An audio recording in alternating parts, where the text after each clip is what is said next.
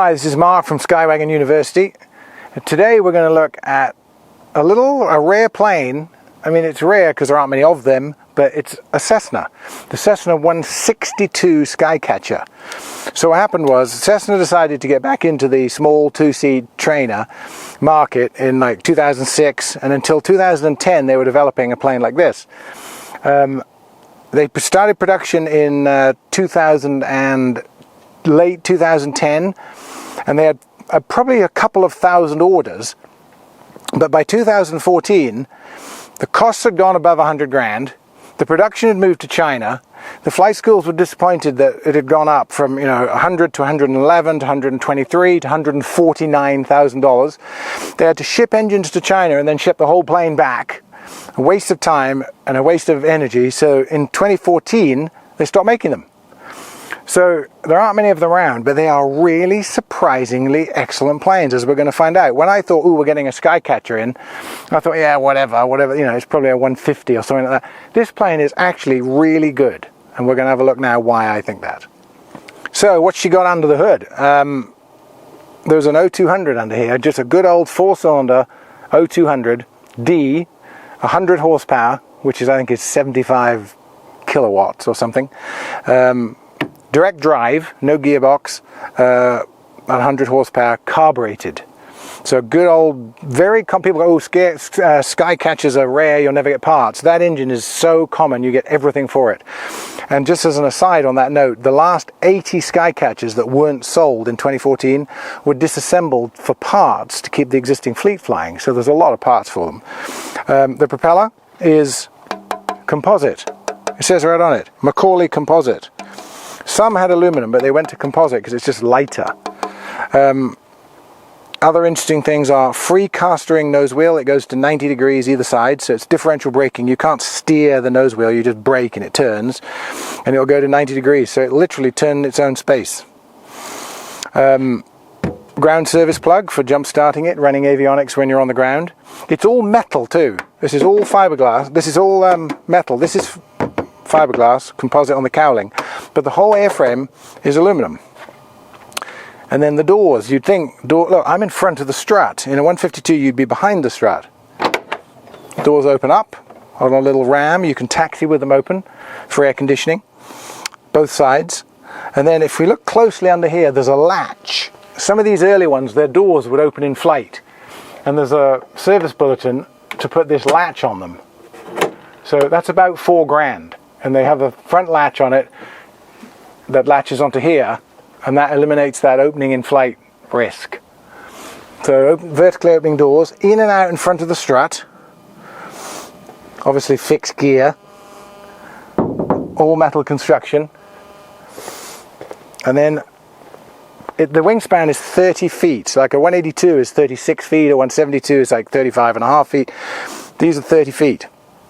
But the cabin is 4 inches wider than a 172. It's 44 inches across inside the cabin. We'll look inside at some of the more detail as we walk around it. Flat skin control surfaces. You know, Cessnas have got all the corrugations on them that you run your head up under and skin yourself. So flat skin control surfaces. There is one of those skins in the plane. We'll look at it when we're inside. It's deceptively Cessna aileron, but it isn't used where the aileron is. We'll see that when we're inside. Manual flaps, 3 stages. Takeoff, landing, full flaps. Cable operated, very simple, no motors, nothing. Excellent performing too. It's a very, very capable of slow flight wing. It's almost got a completely flat base and a very pronounced curve to the top of it. I mean, when I flew this up here, it took off way before I was ready and it landed at about 40. So it's an excellent and very docile trainer. And one of the things that flight schools noticed when they were using these is that if you were to over-rotate or totally drag it in with power, with the tail down, you'd hit the tail.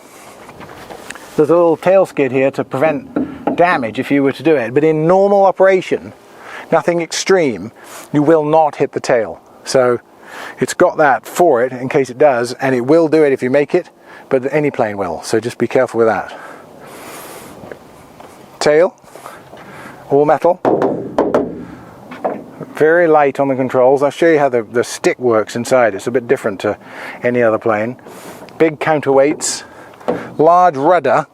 It doesn't, you know, some 150s, 152s were known for like just about a stall and then they go the other way and head down on their back. My trainer used to do that and we weren't allowed to do stalls in it. This has an incredibly docile stall and a massive rudder. So it sort of hangs around like this and just nods. So it's been designed for training, so it's obviously it's going to be docile. And then if you come around this side, the trim tab, and anybody who knows more about aerodynamics than me can answer me why does the trim tab come out and then have like a flat vertical and horizontal? What is that? Why does that do that? It obviously trims with the elevator, but why not aerodynamic? I've seen that on some other planes too. Maybe it's to break away the boundary layer or something, but that would be interesting. If somebody knows why, let me know. The early prototype had a ballistic parachute in it, but they didn't go with it because A, it lands so slowly without one anyway, and B, it used up a considerable amount of the useful load, which is only 490 pounds. So no ballistic parachute, although it would have just blasted out through that window. This wing is exactly like that wing, so let's go inside and have a look around at what's different in there. So let's have a look inside. I'm not going to get right in because I want to show you around a little bit. So one thing to be sure of, to notice, is on the floor skin, this skin, is the outside belly skin of the plane. So if I dented that, it would dent out underneath, and it's just O2 thinnium, it's just thin aluminum.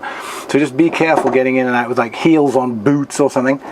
This is obviously raised and it's a double skin and you can have your feet on it, but just be careful here. And then since we're down here, these rudder pedals are adjustable.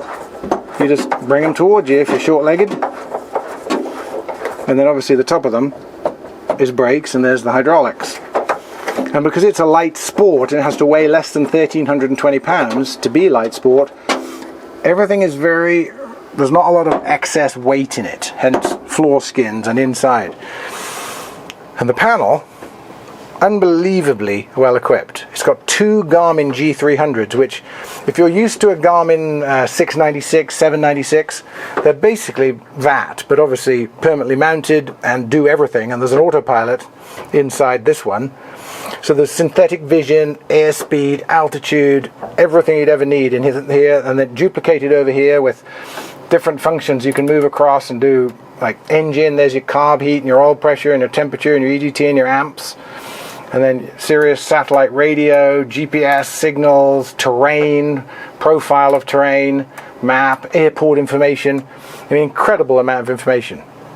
Avionics master switch, obviously the master switch. Autopilot on off over here. A slimline Garmin comm, and then a transponder here, centered. Standard equipment. This is the ELT, 406 ELT arming panel and intercom. Controls, very conventional. Throttle, mixture, that's it. Cabin heat, carb heat. So it's carbureted, so it's carb heat. Parking brake, press the top of the pedals, pull that out, parking brake is on. Now look at these sticks. So I would be flying it left-handed because my throttle will be here. Whereas in a Super Cub, you'd be flying it here because your throttle's here. So this is kind of like a Cirrus, where it's throttle on the left. But it doesn't move conventionally like a stick. In and out is up and down, as you'd think. Left and right is in a slide along under here. So it's like turn left, turn right, go down, go up. And you think, oh, weird. But that works 100% intuitively, and you just get in it and you fly it and it feels perfect. And then to lock it, there's just a little pin that goes down here into the yoke. So it's side to side. A very, very simple concept, and an amazingly nice plane to fly. Like I said earlier, I was pleasantly surprised when I got out of it. I thought, I would have liked to have learned in one of these. Utilitarianness. So it's bare metal, no plastic trim to brake, plus. Look at the fuel gauge. It's the thickness of the tank with an in and an out and a ball floating. So if I move the plane, the ball floats up and down. There's 3/4, there's half, there's a quarter. So there is no lying on the gauge. There's no like failing of the electronics. There's no flickering of the fuel gauge letting you wonder. It's actually the real fuel is in that tube. And you've got an air vent. You've got stall warner on that side, which is just a trumpet sticking out to toot at you. Sun visors, fuel lines, lights.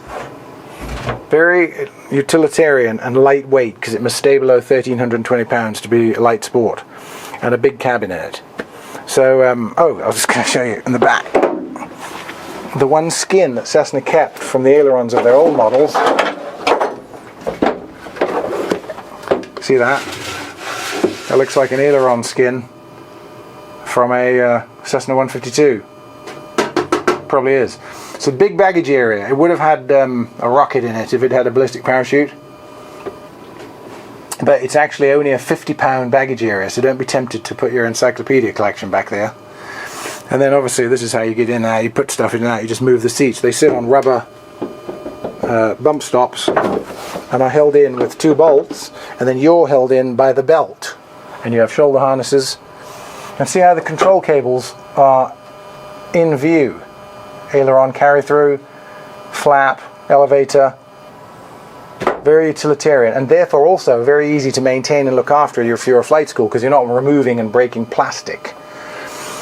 So enough chat. I own this one, and it is insured, so we can actually fly it a little bit more than just around the pattern, which will be nice. Okay, so we did a poll on one video for walking around and talking and another one for flying. And so we've decided we're just going to mix it up, and if a plane is allowed to be flown for longer than just around the pattern, we'll do a 2-part video, and then there'll be more flying in it. And if it's just a quick run around the pattern, we'll keep it as a 1-part video. But if it's a 2-part, the second part will be right here in the menu on the list on YouTube. It'll say part 1, part 2. So this is the end of the first talking, walking Skycatcher video from Mark at Skywagon University. And if you want to see me fly it, I'm going to fly it right now. We're going to video it. Watch the second video, and there'll be we're going to put cameras on it and do the normal second part on that. So thanks very much for watching, and if you liked it, there's a subscribe down here and a notification bell to get more. We're going to be doing a lot more videos and podcasts and things like that. Thanks very much for watching.